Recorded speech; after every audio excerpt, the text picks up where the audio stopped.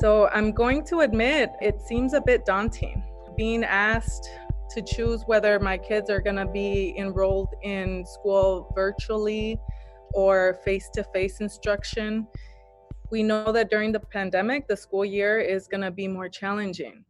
We know that our kids need to be in school because every school day counts. But I need to know how I can help set up my child to get the most out of every school day. Right now, I feel like I haven't been given a set school schedule to help my son right now. I can't plan with information that I don't have, right? So I want to make sure that I'm setting up my son to have the best education as possible with his virtual learning that he's going to embark in this fall. Now, I can only plan with the information I have. So this weekend, I did a lot of running around trying to buy a new desk and set up a learning space at my home for my child, and that has been stressful. I'm feeling very scattered, and I also need more information from our leaders. One thing is for sure, though. I've been reminded that I have to use my network during these times because it's going to take a village. Please remember that you are not alone. Please rely on your village. That could be family, friends, loved ones, but also remember that your village includes your schools, your child's school leaders. They have spent countless hours planning this upcoming school year, and I'm sure they're thinking about logistics that me as a parent, I haven't even thought about, right? So reach out to them. Don't be afraid to ask them the questions. And remember that we're our child's number one advocate. We have to ask the questions that we need to get answers and have more information to make sure that we're doing the best that we can for our child's education this fall. Demand that they start to think about the needs of your child. And remember that we're also going to be here for you. And as many of you are aware, the district's plan currently includes a plan for a very limited in-person experience for a subset of our students. And then we're anticipating around at least 32,000 students will be participating in online instruction with our educators. And so today, what I wanted to talk a little bit about with the limited amount of time I have is our plan for online instruction. More information will be posted to our website in the coming days and is going to be communicated through our schools to our families. We are publishing schedules. Cindy mentioned at the very top of this engagement about as a family, and I haven't received my schedule. The district's developed recommended schedules for online students, and those will be shared through your schools.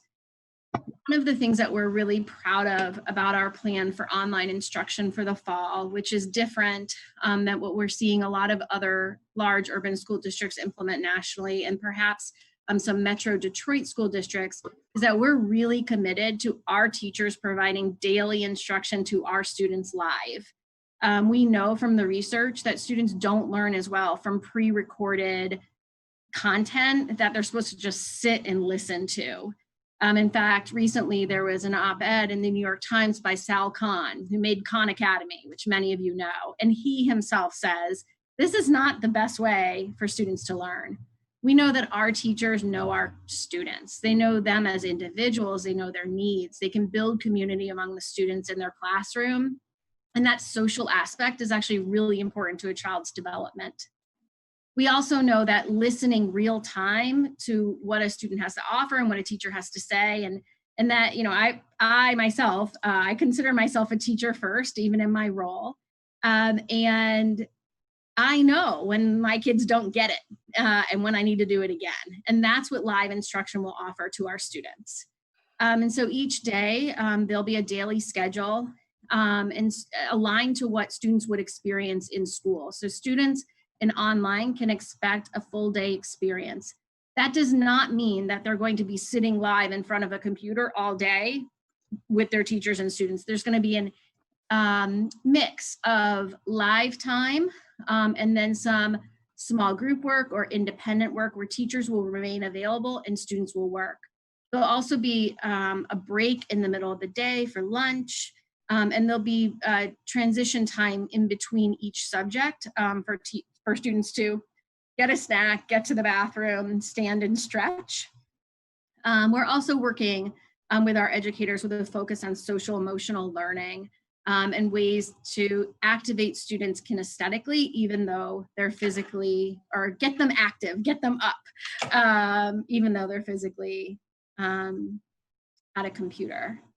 An update to our plan is that we will be offering our whole child supports to our students in K through 8 who are online. So they will receive art, music, and PE instruction 4 days a week. And that is from feedback we received from families and is part of our updated plan, and that will be posted in our online schedules. In terms of facilitating instruction, our teachers, thanks to actually, a lot has been said in the news about our relationship right now with our union, but actually our union was incredibly supportive in agreeing to and supporting educators for actually 6 days of intensive professional learning and preparation. And so teachers will be learning about existing online platforms and new online platforms that we will be implementing in the fall to make a more robust, high quality experience for our students. So many of you heard we're introducing Schoology. It's a comprehensive learning management system that'll give students like a home room. It'll be their classroom, even though they're not physically in the classroom. Their teachers will post daily schedules, which will be consistent, announcements, discussion boards, and it'll be a way to build a class community. That's also a platform where students will do assignments. And then beyond that platform, in different content areas, there'll be additional online platforms where students can do work and learn, and teachers can see how students are progressing, both live when they're doing it, and also after work products are submitted. The expectation for online instruction is daily participation, attendance, completion of assignments, and students will be getting grades. If there was ever a season where grace was necessary, it is definitely this one. And Cindy's story really resonated with me because one of the things that we were committed to in our process for reopening was having really strong communication with our parents, because we wanted to understand what their pain points were with, as we shut down in March to June, we learned a lot about the stress that being away from school caused for our families and for our teachers as well. And so what we heard from them is the decision to return or to stay virtual was a heavy one. And in fact, as we surveyed our families over time, anywhere from 15 to 20% of our parents would say that they were unsure. And so we were committed to really having an eye on health and safety, because this has touched all of us from the human perspective. I have a college student, this is his sophomore year, and he's home with me. So it definitely is impacting everyone. And so we paid attention to the science, and we made the tough decision to return this fall 100% virtual. It really wasn't easy for us, but we attended to what our parents were saying, what our staff were saying about safety, and we just felt we needed to know more about the science of how the virus is moving, how we can ensure that we keep everyone safe, because as Beth said, in-person learning, we know, is what's best for our students.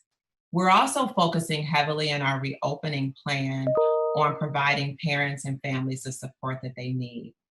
We want to make sure our parents are fully trained in all of the virtual spaces that we will be using this year so that they can access it themselves. We're being really creative and offering a lot of different times of the day. We're thinking about ways we can do some in-person training for parents who need more hands-on, but done in a safe way. Because what we know is that we've always had essential workers as our parents in our community. So some of our families' parents have never stopped working. And so we've learned a lot from them about what the challenges may be. The other piece that we focused a lot on in our reopening plan is providing teachers the support that they need. We're still learning a lot about teaching in the virtual space because it does look and feel very different. And so we're making sure that our teachers have the confidence to move in and out of the different platforms that we'll use.